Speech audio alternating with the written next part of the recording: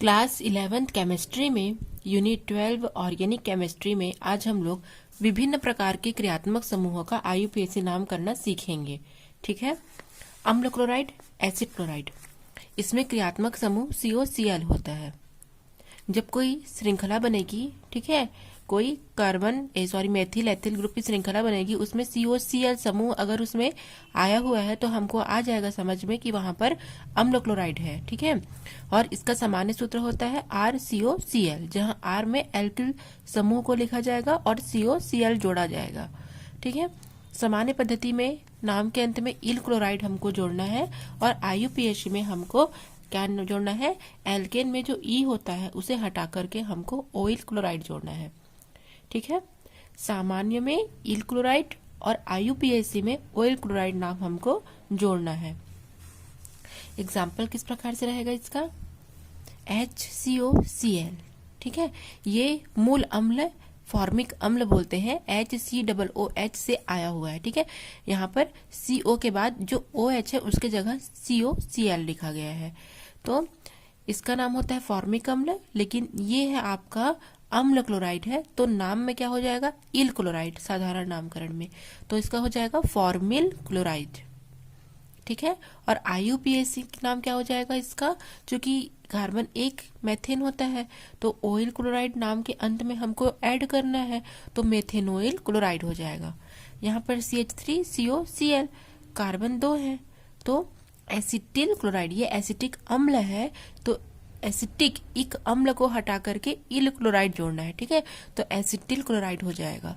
और आईयूपीएसी में ethane oil chloride, क्योंकि नाम के अंत में ऑयल क्लोराइड जोड़ना है, तो इथेन हो गया, इथेन में ऑयल क्लोराइड जोड़ दिए तो इथेनॉइल क्लोराइड हो जाएगा।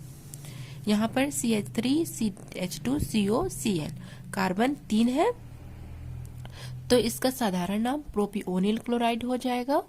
और आईयूपीएसी में प्रोपेन प्लस ऑयल क्लोराइड, तो प्रोपेनोइल क्लोराइड हो जाएगा।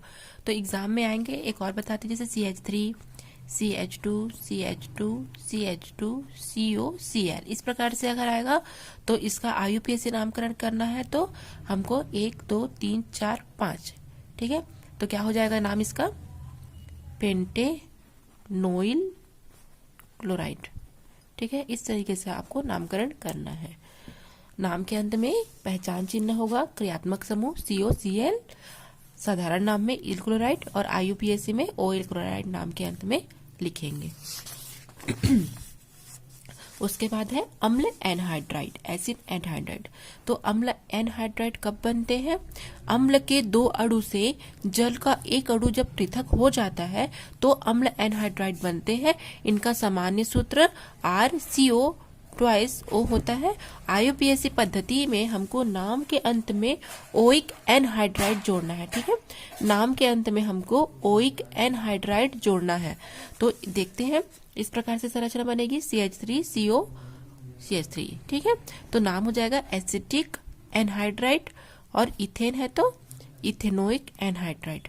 यहाँ पर CH3 है, यहाँ पर C2H5 है, या फिर इसे ना लिख करके इस प्रकार का भी स्ट्रक्चर हम कर सकते हैं, CH3CO और CO और C2H5। ठीक है। इस प्रकार से स्ट्रक्चर ना बना करके इस प्रकार से भी स्ट्रक्चर हमको मिल सकता है एग्जाम में, तो इसका नाम हो जाएगा एसिटिक प्रोपिओनिक एनहाइड्राइड। और यहाँ हो जाएगा एथेनोइक प्रोपेनोइक एनहाइड्राइड, क्योंकि आईयूपीएसी नामकरण में ओइक एनहाइड्राइड हमको इसमें जोड़ना है। तो ये हो जाएगा आपका अम्ल एनहाइड्राइड का। उसके बाद हमको पढ़ना है एस्टर के बारे से। ये भी एक प्रकार का क्रियात्मक समूह होता है। ठीक है। जिसका सामान्य सूत्र होता है RCOOR। इस प्रकार से स्ट्रक्चर हम देख सकते हैं, RCOOR, ये होता है एस्टर। लाक्षणिक समूह COOR होता है। आईयूपीएसी पद्धति में इसको एल्किल एल्केनोएट कहा जाता है, अर्थात नाम के अंत में हमको एट लगाना है। ठीक है। एस्टर है तो नाम के अंत में हमको एट लगाना है। तो किस प्रकार से क्वेश्चन आएंगे या फिर एग्जाम्पल हम देख लेते हैं। HCOOCH3। ठीक है।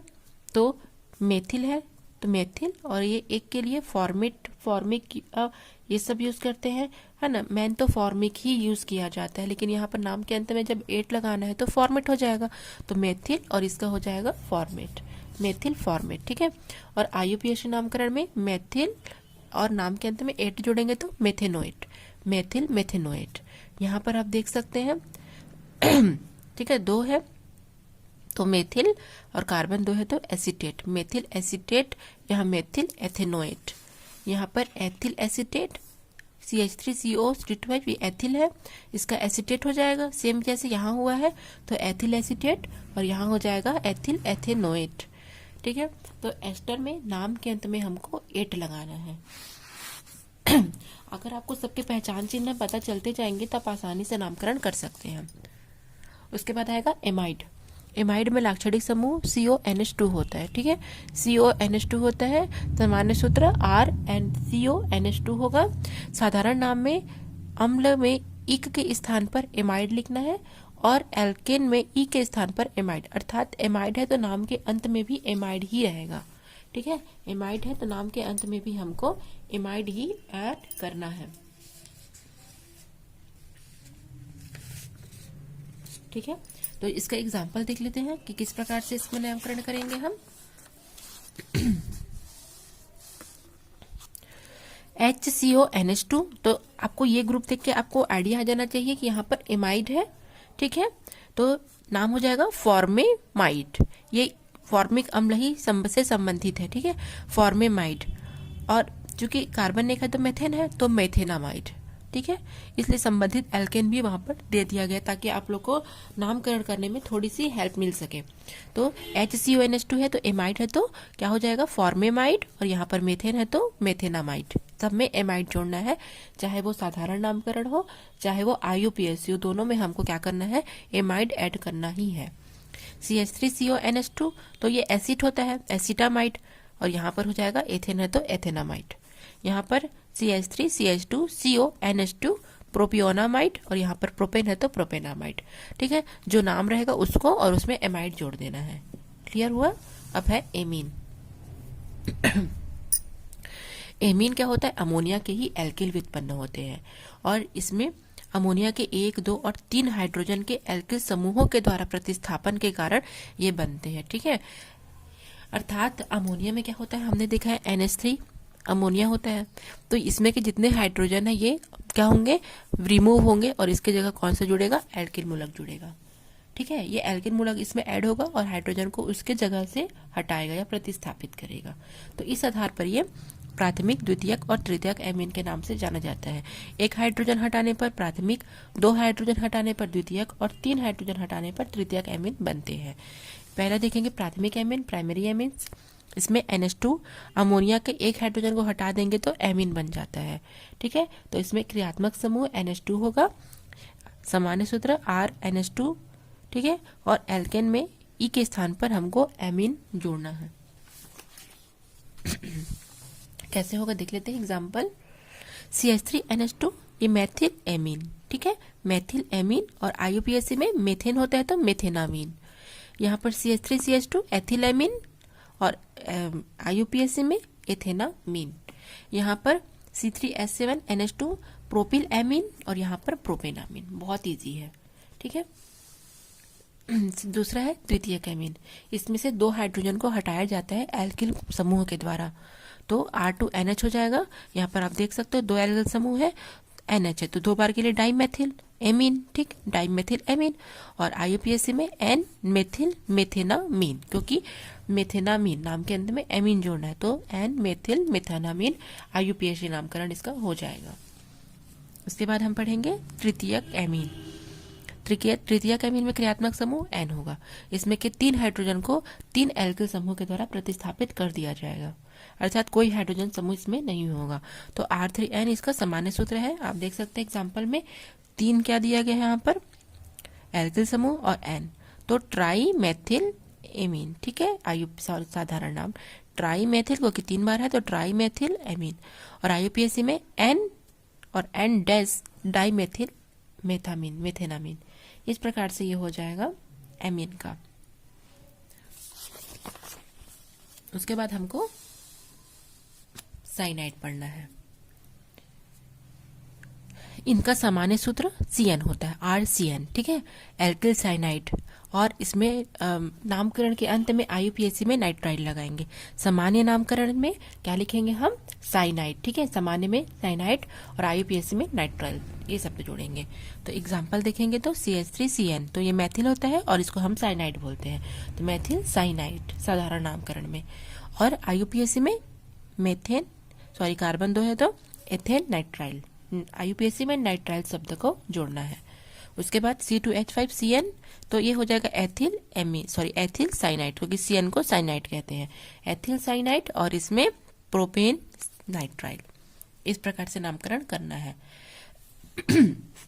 उसके बाद है एल्किल आइसोसाइनाइड, तो आइसो में N पहले आ जाएगा, साइनाइड में क्या था, CN था, और इसमें NC हो जाएगा, ठीक है, NC हो जाएगा। तो कार्बिलैमिन IUPAC नामकरण में इसमें हमको लिखना पड़ेगा। तो CH3N डबल बॉन्ड C, तो हो जाएगा मेथिल आइसोसाइनाइड। जब CN है तो साइनाइड और NC है तो आगे आइसो जोड़ देंगे, आइसोसाइनाइड। और इसमें IUPAC में कार्बिलैमिन जोड़ते हैं तो मेथिल कार्बिलैमिन, ठीक है। यहाँ पर C2H5NC एथिल आइसोसाइनाइड और IUPAC में एथिल कार्बिलैमिन। इस प्रकार से इसको नामकरण किया जाएगा। और आप लोग का अंतिम है एल्किल नाइट्राइट, जिसमें ONO होता है, ठीक है। एल्किल नाइट्राइट के लिए ONO समूह होता है और सामान्य सूत्र RONO होता है।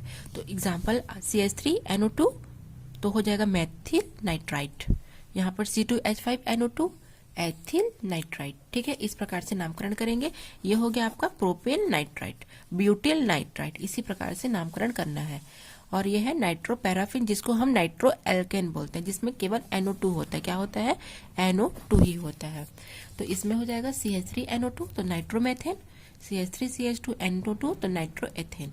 नाइट्रो शब्द को आगे में जोड़ना रहता है, ठीक है, नाइट्रो शब्द को आगे में जोड़ करके नामकरण की प्रक्रिया को की जाती है। अर्थात एथेन, मेथेन, प्रोपेन, ब्यूटेन को लास्ट में करेंगे और जो नाइट्रो है उसको हमको पहले करना है। तो नाइट्रोमेथेन, नाइट्रोएथेन, ठीक है। उसी प्रकार अगर ये रहेगा इस प्रकार से, ये इस प्रकार से रहेगा तो क्या हो जाएगा 1 2 3 4, ठीक है। तो क्या हो जाएगा नाइट्रोब्यूटेन, ठीक है। तो जो आज का हमने लेक्चर किया, जितने भी क्रियात्मक समूह बचे थे सबका नामकरण किया। टोटल आप लोग के कोर्स में कार्बनिक रसायन में 18 प्रकार के क्रियात्मक समूहों का IUPAC नामकरण दिया गया है, ठीक है। तो मैंने आपको आज का जो वीडियो में जितने भी क्रियात्मक समूह बताए सबको आपको कॉपी में नोट आउट करना है और अच्छे से याद करना है कि कौन से क्रियात्मक समूह में कौन सा, ठीक है, जो उसका संकेत होता है, जो चिन्ह होता है, ठीक है, उसको आपको याद करना है। और अब तक के मैंने जो कीटोन, एल्डिहाइड, अल्कोहल, ठीक है, कार्बोक्सिलिक एसिड, इतने में से ही IUPAC नामकरण एग्जाम में पूछे जाते हैं। बाकी जो आज बताया है इसमें से आ भी सकते हैं और नहीं भी।